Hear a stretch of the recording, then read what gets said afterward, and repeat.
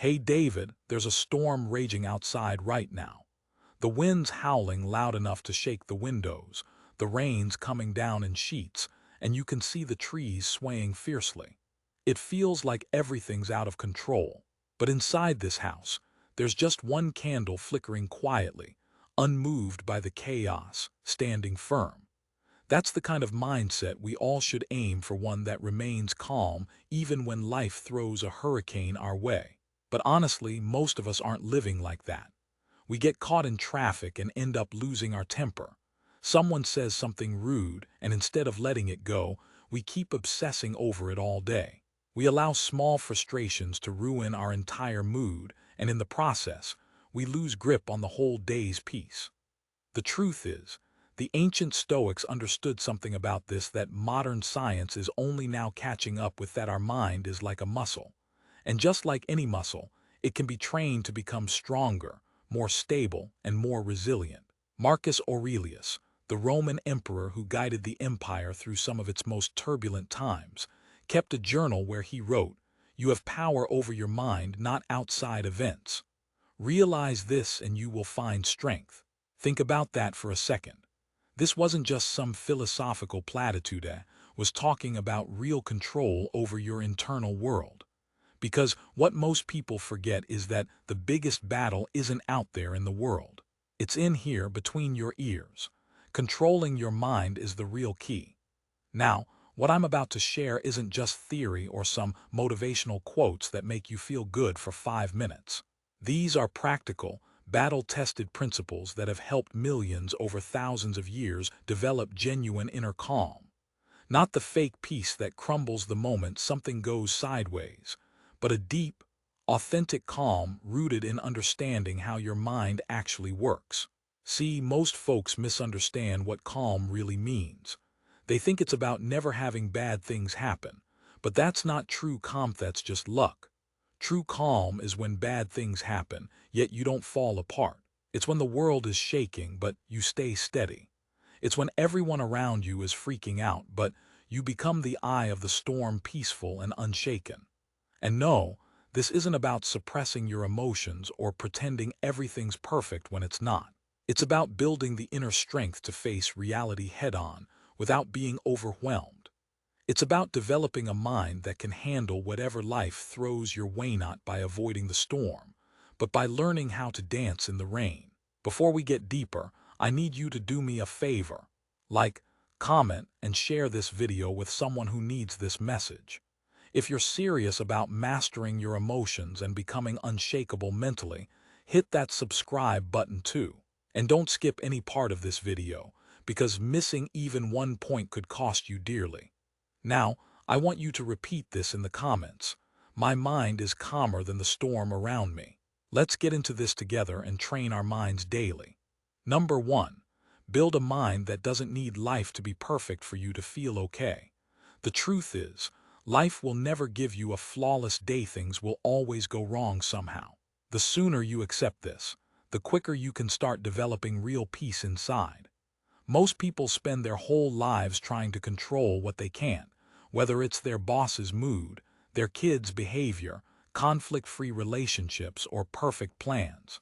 When those things don't go as expected, which they rarely do, fall apart completely. The Stoic philosopher Epictetus, who spent years as a slave before becoming one of history's greatest teachers, said something revolutionary. It's not what happens to you, but how you react to it that matters. For him, that wasn't just philosophy, it was survival. He learned to find peace even when he had no control over his external circumstances. Think back to the last time you got really stressed. Was it because something truly terrible happened? Or was it probably because some small thing didn't go your way? Maybe the coffee order was wrong, or traffic was worse, or someone was slow to reply to a message, or your Wi-Fi cut out just when you needed it most. These tiny disruptions can ruin your entire day because, subconsciously, you've decided everything must be perfect for you to be okay. But what if you stopped needing everything to be perfect? What if you could genuinely stay peaceful even when things go wrong? This isn't about lowering your standards or giving up on your goals. It's about disconnecting your sense of inner peace from external events. The ancient Stoics used a powerful exercise called negative visualization regularly, imagining losing everything they cared about, including their health, wealth, and loved ones, not because they were pessimists, but because they wanted to train their minds to stay steady even in the worst-case scenarios. By doing this, they built a resilience that didn't depend on everything in life going right. Here's how you can get started today. When small inconveniences strike, your phone dies, you spill coffee, someone cuts you off, use those moments as training. Instead of immediately reacting with frustration, ask yourself, can I be okay even though this happened? Notice I'm not asking if you're happy about it or if it's good. I'm asking whether you can maintain your inner balance despite it. Start small. Practice being calm when plans change unexpectedly, when people disappoint you, or when technology messes up. Each time you choose calm over chaos in these little moments, you're strengthening your mental muscles. Over time, these muscles will serve you well during bigger challenges. Remember, this isn't about becoming emotionless or indifferent. It's about keeping your cool while still caring deeply and having preferences. You can still want good things to happen, but you won't be hostage to the need for everything to be perfect. When your mind becomes a place that doesn't need everything to be okay, you'll experience something profound: true freedom. Free from the exhausting cycle of trying to control everything, free from anxiety about circumstances outside your grasp, and free to respond from strength instead of desperation. The core of all this is realizing that your peace comes from how you respond, not from what's happening around you. Drop this in the comments. My peace does not depend on perfection. Number 2, don't trust every thought you think. Your mind isn't your friend, it's more like a noisy, unpredictable passenger. Sounds harsh, but it's the truth that can set you free. Your brain cooks up around 60,000 thoughts every single day, and most of them are junk, repetitive, negative, irrational, designed to keep you worried, stressed, and on edge. Marcus Aurelius, who faced wars, betrayals, and massive responsibility, understood this perfectly. In his writings, he reminded himself, it's not what happens to you, but how you react to it that matters.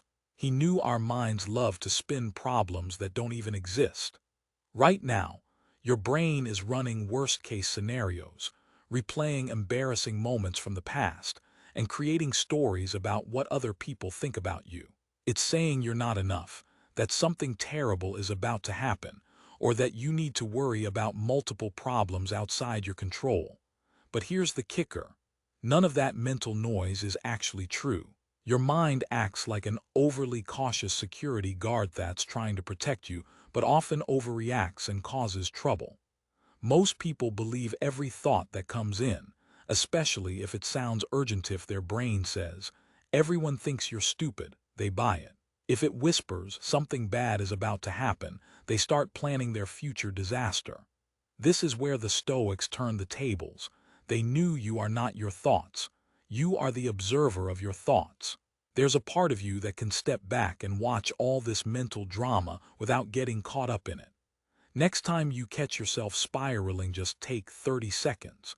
Observe what your mind is doing without trying to control it. Notice how it jumps from breakfast to work to a regret from 5 years ago. Watch it dart around like a restless child. That simple act of observing can change everything. Recognizing that you can watch your thoughts means you don't have to obey them anymore. Let them pass like clouds across the sky. Not all thoughts are useful. Most are just noise. The Stoics had a practice called objective representation, describing situations in straightforward, factual terms, instead of emotional stories. Instead of thinking, my boss hates me, I'll get fired, you could think, my boss offered critical feedback on my project. See the difference? One sends you into a tailspin. The other is just information you can work with calmly. Start practicing this today. When your mind starts creating drama, ask, what are the actual facts here? Strip away the emotional stories. Focus on what's real. You'll be surprised how many problems exist only in the mind, not in reality. Remember, Having anxious or worried thoughts doesn't mean you're an anxious or worried person. They're just passing mental events. You get to decide which to pay attention to and which to let go of. When you stop blindly trusting every thought, you take back control. You become the director of your mental movie instead of just a passive viewer. Drop this in the comments. My thoughts do not control me. I choose what to believe. Number 3. Slow down that fast-moving mind of yours and in turn, slow down your life. We live in a world obsessed with speed-faster internet, instant replies, non-stop activity. But here's a truth most overlook. The faster your mind races, the more anxious and overwhelmed you feel. Being quick isn't always a sign of intelligence. Sometimes it's a sign of chaos inside. Seneca, a Stoic philosopher who advised emperors and managed vast wealth, once said, "Every new beginning comes from some other beginning's end." He knew rushing through life meant missing out on the wisdom to be gained by truly experiencing each moment. Think about the last time you felt genuinely calm and centered. Chances are, your mind wasn't jumping from thought to thought or trying to fix everything all at once. You were present, grounded, moving at a sustainable pace. Most of us have trained ourselves to run like a hamster spinning the wheel, waking up and immediately multitasking, planning dinner while brushing teeth, worrying about tomorrow while trying to focus on today. That mental juggling only breeds stress and makes us less effective. Your mind needs rest, just like your body. It needs moments of stillness to process information, gather your thoughts, and find balance. When you push it into overdrive all the time, you create chronic stress that blocks your inner peace. The Stoics practiced something called mindful attention that involved intentionally slowing down and focusing one thing at a time. Presence isn't just a feel-good idea. It's a practical tool to keep your mind peaceful. Here's how to start slowing down today. Pick one routine activity you rush through, like drinking your morning coffee, walking to your car, or washing dishes, and do it at half your usual speed for a week. Really pay attention to what you're doing. Notice the textures, smells, and sensations instead of rushing onto the next thing. At first, your brain will protest. You'll think you're wasting time. That's normal. It's a sign you've spent years training your mind to move fast. But when you slow down, something incredible happens to you. Begin noticing things you've been missing. You become more aware of your thoughts and feelings before they take over. Better decisions emerge because you're not reacting from chaos. You feel more grounded and less scattered.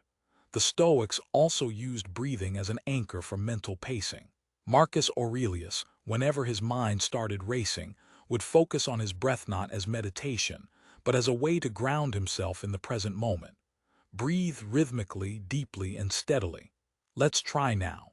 Take 5 deep, slow breaths. Count each one. Feel your chest rise and fall. Notice how just a simple act like that shifts your mental energy. It's not magic, it's biology. Slow breathing sends signals to your nervous system to relax, to be calm. Remember, slowing down your mind doesn't mean becoming lazy or unproductive. It's about moving through your day intentionally, choosing quality over quantity in your thinking. When you do this, you'll notice fewer mistakes, better ideas, and a greater sense of satisfaction. Most importantly, you create the conditions for genuine calm to grow. Drop this affirmation: I slow down to reclaim my peace. Number 4. Learn to fail without falling apart. Nobody talks about this enough, but how you handle failure shapes your entire life. It's not your successes or talents that determine your character, it's how you respond when things don't go right. And sadly, most people have a terrible relationship with failure, viewing it as the end and proof of inadequacy. But the Stoics saw failure differently. For them, it was just information, a form of feedback that shows what doesn't work. Epictetus said, "It's impossible for a man to learn what he thinks he already knows." Failure strips away illusions and forces us to see reality clearly. Without failure, we stay stuck in the comforting lie of ignorance. Think of a child learning to walk. They fall hundreds of times, but do they conclude they're a terrible walker and quit? Not. They understand falling is part of learning. Somewhere along the way, as adults, we forget this truth and treat setbacks like personal catastrophes. The problem isn't failure itself, it's how we interpret it. Many of us, after one failed attempt, whether in a relationship, a job, or a project, attach a story about how we're worthless. I'm unlovable, I'm incompetent, or I'll never get this right. But what if failure is just data? Information about what to change, not a verdict on your worth. The Stoics knew that within every failure lies hidden wisdom. When something doesn't go as planned, ask yourself 3 questions. 1. What specific lesson can I learn from this? Not vague self-criticism, but concrete insights. 2. What would I tell a good friend if this happened to them? Probably be kind and rational, right? 3. How can I use this setback to grow stronger? Marcus Aurelius faced military defeat, political treachery, and personal grief, but he viewed these as opportunities to practice virtue. His words, "The impediment to action advances action. What stands in the way becomes the way." That's not just optimistic speak, that's the core of resilience. Challenges forge character. Start small. Burn dinner and learn to cook better. Get rejected and analyze what skills you need. Have an awkward conversation, use it as practice. Each little failure is a chance to build resilience. The most successful people in history didn't avoid failure, they embraced it and learned quickly from each misstep. Failing repeatedly and learning from it is what makes someone unstoppable. Failures aren't a sign of weakness. They are just feedback, lessons that make you wiser and stronger. When you learn to fail without crumbling, you realize setbacks have no power over you, they're just stepping stones. Drop this affirmation: my failures are my teachers, not my enemies. Number 5. Protect your energy. You have a limited supply of mental and emotional energy each day, like a bank account. Most people act otherwise, spending recklessly on insignificant things, getting annoyed over petty issues, scrolling endlessly through social media, getting caught up in drama and wondering why they're drained. Your energy is your most valuable resource, and the Stoics understood this perfectly. Seneca, one of Rome's wealthiest and wisest men, wrote, "It is not that we have a short time to live, but that we waste a lot of it." He wasn't just talking about time, he meant your mental energy, the fuel that makes time valuable. Think about your typical day. How much of your energy is wasted on things that won't matter tomorrow? How much of your mental bandwidth do you give away to other people's problems, outrage on social media, or news stories you can't control? Every time you worry about what's beyond your reach, you're withdrawing from your energy reserves. And unlike money, your mental energy isn't infinitely replenishable. It's restored through rest, not effort. The Stoics called this the discipline of action, focusing only on what you can control, aligning your efforts with your core values, and saying no to energy vampires, those draining people or habits that leave you depleted. Limit exposure to negativity, avoid pointless battles, and choose your focus carefully. Marcus Aurelius famously reminded himself to stay present. Energy spent worrying about the past or future is energy stolen from the only moment where you truly have power. Now, try this for a week. Track what energizes you and what drains you. Notice which activities, people, or thoughts leave you feeling alive and which drain your vitality. Be honest. You might find that gossip, constant complaints, perfectionism, unnecessary arguing, or consuming negative media takes more than it gives. Likewise, identify what restores you: time in nature, meaningful conversations, physical activity, helping others, learning, practicing gratitude, or just spending time alone. The goal isn't to eliminate all challenges. Some struggles align with your values. It's about recognizing where your energy goes and setting boundaries. Just as you wouldn't let someone steal money from your wallet, don't let others steal your mental energy. Limit time with toxic people, silence unnecessary notifications, and avoid fights that aren't worth your time. When you protect your energy, you're not being selfish, you are being responsible. Because when your energy is full, you can give more effectively to those who matter and respond to life's challenges with clarity. Drop this affirmation: I guard my energy and spend it wisely. Number 6. Stop trying to win every argument. Here's a hard truth. You don't need to argue to prove you're right. Actually, trying to win every disagreement is a quick path to losing your peace and damaging your relationships. Most people approach conflicts like war-needing to dominate, prove their point, or make the other person admit they're wrong. But the Stoics understood something valuable. The need to always be right is a sign of inner weakness, not strength. Marcus Aurelius, despite his power, chose a different way. He advised to consider the good qualities of others instead of obsessing over their flaws. Rather than focusing on how someone is wrong, look for ways they might be right. That's wisdom. It's not about weakness, it's about strength. Think about the last disagreement you had. Were you really fighting over the actual issue? Or were you protecting your ego? Were you after the truth or just validation? Most arguments aren't about facts, they're about two people desperately striving to prove they're better or smarter. Trying to always win creates enemies, not allies. It turns conversations into battles. It closes you off from learning new perspectives because you're too busy defending your own. The Stoics had a different approach. Instead of trying to win, they aimed to understand.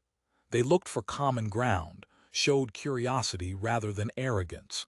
This doesn't mean you become a doormat or stop standing for what you believe.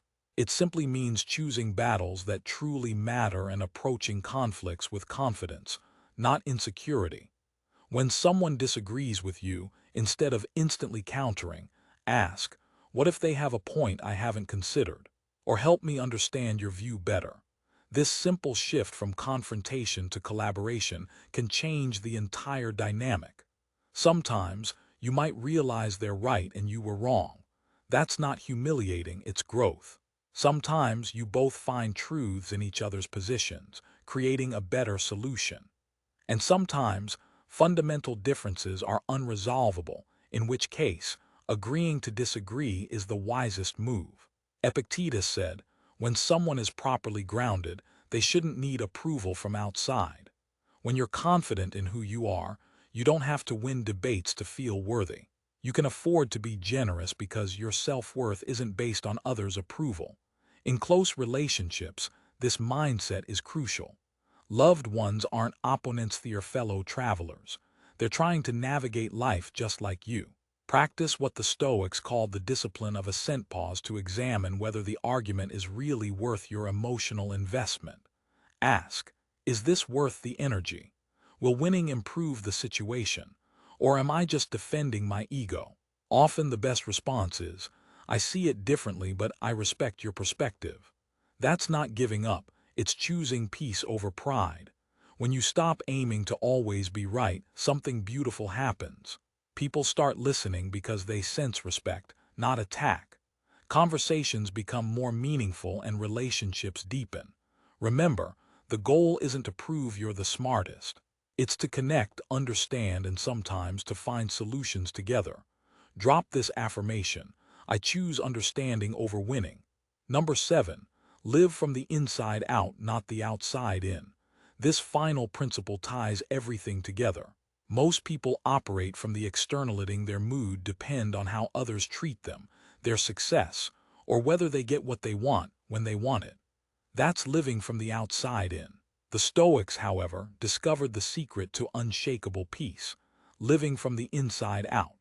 That means your sense of worth, happiness, and emotional stability comes from within your character, your value as not external events. It's about generating your own weather, rather than being blown around by external storms. Epictetus said, "No one can harm you without your permission." Not because he was naive, but because he knew true strength comes from within. When you're rooted internally, external circumstances lose their power to shake you. Living from the outside in looks like this. Your mood depends on whether people are kind or rude. Your self-worth flutters with your successes and failures. Your peace depends on everything going smoothly. You feel happy only when your desires are met, but living from the inside out is different. Your mood stays steady because it's grounded in your own values. Your self-worth is based on your character, not external validation. Your peace comes from accepting what is while pursuing what could be. Your happiness flows from gratitude and growth, not circumstances. That doesn't mean you stop caring about external things. You still have goals, preferences, and desires, but now you're not dependent on them. You can want things, but you're not devastated if they don't happen. You can pursue goals without losing your calm. Marcus Aurelius modeled this daily. Despite managing an empire and facing wars, he often reminded himself, very little is needed to make a happy life. It is all within yourself, in your way of thinking. His inner peace was rooted in principles no external force could shake. So, how do you start living from the inside out? Begin each day by connecting with something meaningful, your values, your purpose, your gratitude for life. End each day reflecting, did I live according to my standards or someone else's? When challenges come in, they will ask, how can I respond in a way that aligns with who I want to be? Instead of reacting like a victim, become the author of your responses. Build an internal scorecard. Did I show kindness today? Did I do my best? Did I learn something new? Did I choose courage over comfort? These small questions help you measure your inner growth. Remember, everything you've been seeking externally, peace, joy, confidence, love, is already within you. You don't need the world to give it to you. You need to uncover it. You are not a leaf blown by circumstances. You're a tree, rooted and steady, growing from the inside out. When you live this way, you'll find true freedom, free from the exhausting need to control everything, from anxiety tied to external approval, and from pretending to be someone you're not. Drop this affirmation in the comments. My strength comes from within, not from my circumstances. You now hold 7 powerful principles that can transform your relationship with stress, challenges, and uncertainty. But knowing is only half the battle. You have to practice. The Stoics understood that philosophy without action is just empty talk. These aren't quick fixes. They require consistency and patience. Some days you'll apply them perfectly. Other days you'll fall back into old patterns. That's normal. Growth isn't about being perfect, but progressing steadily. Focus on one principle that resonates most with you and practice it daily for a whole month before adding another. Every moment you spend rewiring your brain is an investment in your long-term peace. Remember, the Stoics faced wars, plagues, betrayals, and unimaginable hardship, yet they maintained inner calm throughout. Not because their lives were easy, but because they understood a vital truth. The quality of your life depends on the quality of your thoughts and responses. Right now, you have everything you need to start this journey. You don't need perfect conditions or endless time, just the willingness to see every challenge as an opportunity to practice these principles. Marcus Aurelius said, "The universe is change. Our life is what our thoughts make it." Your thoughts are crafting your experience right now. Beginning today, you can choose to steer those thoughts toward calm, wisdom, and inner strength. Remember, your goal isn't to eliminate all stress because that's impossible and it wouldn't be healthy. Instead, learn to meet whatever life throws at you with grace. Every time you choose calm over chaos, wisdom over reactivity, and inner strength over dependence on outside validation, you're becoming more of who you're meant to be. Your journey to unshakable calm starts right in this moment, regardless of what's happening around you. If this message resonated, hit that like button, share it with someone who needs to hear this, and subscribe for more wisdom on living peacefully. And don't forget to drop this affirmation. I am building unshakable calm from the inside out.